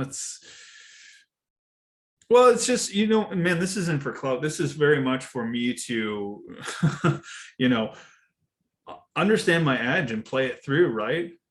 And just like, and just be confident in my ability to spot things out when there's a higher time frame sweep. You know what I mean? Like, this is how you capitalize on the market, and like this is where the sauce really lays. Is if you can just understand how to trade the edge from all these time frames sort of intertwined. Like, really, if you look at a weekly, like this has the potential to come. Like, yeah, so this is kind of like my target, this weekly supply range above the equals. GT3 RS, man. I mean, yeah, man, like look at the equals. I know, bro. But I'm going to take full volume off at this level. Everything will be off at that. I'm not looking to, like, this should be a pretty impulsive move. We've just liquidated the lows after a chalk. Boom. Like this should happen relatively quickly, in my opinion. But we'll have to see. Yeah, GT3 RS. I mean, I'll have to get on a waiting list for probably the next 2 years before I can even get considered for buying one. Really tough, unless you're buying used. But if I'm going to buy something like that, which is my dream car, I would like to spec it. So yeah, in the next 2 years. How much is it? It's a lot. They're like 450, I think. In between, like depends on your spec too, right? Like, I mean, I think they range from about 330 to about 450. Yeah, Porsche is just like the GOAT. Nobody does it like Porsche, man. I've never driven one. I've driven a 911. 911, yeah, older 911.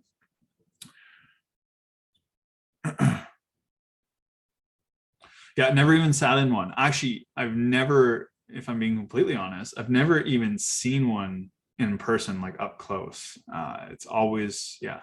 Used to drive a 911 Carrera S, not my in-law, but from my boss, the experience is amazing. Yeah, they're just such a tight, and they're such a lightweight car, right? 6-cylinder, flat 6, right? Just quality, yeah, man. It's really hard to beat the Porsche. I respect all supercars. And they all have a place in my heart. I like the Ferraris. I like the Lambos. Porsche kind of has my heart, man.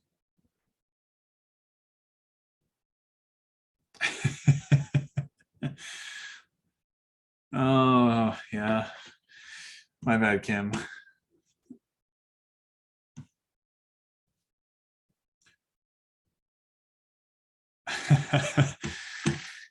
I do like some Japanese imports as well. Yeah, I was a pretty big bug for like JDM cars back when I was in my early 20s. I actually had a few buddies with had two with right-hand drives. One had an R33 and one had an R32 GTST with the Hickus steering, which is the all-wheel steering, like the actual factory drift spec. So it was a super, super cool car. And then I've got one buddy who still has a Supra. I think it's a 93 or 94. And then I've got a buddy with he got rid of his, but he had a Sylvia with an SR20 DT blacktop motor, put out like 450 wheel horsepower. It weighed like 2,000 pounds. It was fucking crazy. Super, super fast, like just scary fast, so quick. I have all original 9700. Oh, that's cool. That's super cool. Might have to open up a car channel in the Discord server. Anybody a sneakerhead? Or is that too niche and fucking douchey? Cool. Awesome. Okay. It's my birthday coming up in 2 weeks. Maybe I'll have to just slip my PO box. Oh, I did early gift opening yesterday with my girlfriend because we're going to be in Mexico for my birthday. So I got a nice fresh pair of white Air Forces, super clean, and I got a nice pair of Dunks that she got me. Super stoked. Yeah, I got the black and white OG black and white. Got like 20 pairs in my life. Awesome. I got another pair of not Nikes, but I got a pair of the Converse, the Fear of God collab that they did, Essentials. Yeah, the Pandas, exactly. So I got a pair of Pandas. And FOG, yes, sir. Exactly. Here we go. We're starting to move with this. Just belting into profit now. Yeehaw. I don't use sneakers at the gym. Yeah, no, I very, very rarely wear, like we'll wear them like out to dinner. My girlfriend's a pretty big sneakerhead too. Yeah, the Vans are crazy expensive too. My girlfriend's got, so I bought her the UNC Blues, the Dunks, and then I bought her the Bordeaux's, and then she's got a pair of double swoosh AF1s that I got her. What else did I get her? Oh man, she gets spoiled. She gets all kinds of cool shoes. That's pretty well all we do at like Christmas and birthdays is like exchange sneakers.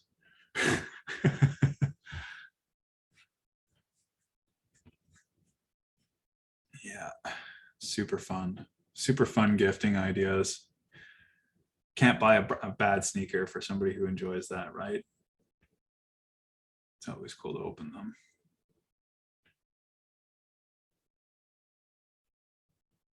Yeah, well, 25th of July, look at you, you're Cancer.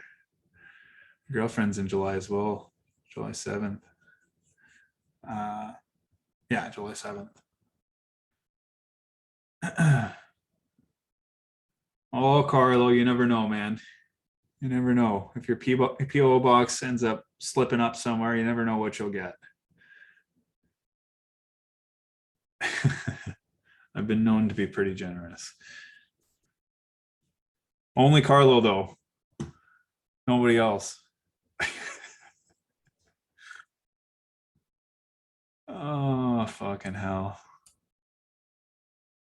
Well, this has been a slice, guys. I know we haven't taken any trades, but we've had lots of good chats. Lots of good chats, lots of cool stuff going on. So probably going to dip out, to be honest with you. There's not a whole lot to really look at right this second, guys, to be honest with you. As soon as we get off this, will be a fucking picture perfect trade. That's usually how it happens. Oh, fuck. Let's split one shoe for me. One for awesome. We'll talk. Okay, guys, I'm out of here. I'm gonna I'll get this uploaded shortly. So no meeting at 1 today. There's no trade taken, no meeting really necessary. Go enjoy your day. If you want to build some case studies, you want to do a little back testing, that's totally cool. Just, yeah, it's we're not going to bother doing something if we haven't taken any trades. Dave will jump on a call a little bit later on this afternoon, man. I'm going to go eat some breakfast and stuff. And for the rest of you guys, thanks again for joining. Hopefully this was fun, educational, in whatever way possible. We'll catch you guys, yeah, a little bit later on. We'll see you tomorrow morning. I'll be on and off on the Discord today, so if you guys have more questions, feel free to drop them in there, and or if you want to shoot me a DM, whatever. Ideally, just remember we would like to see them getting posted.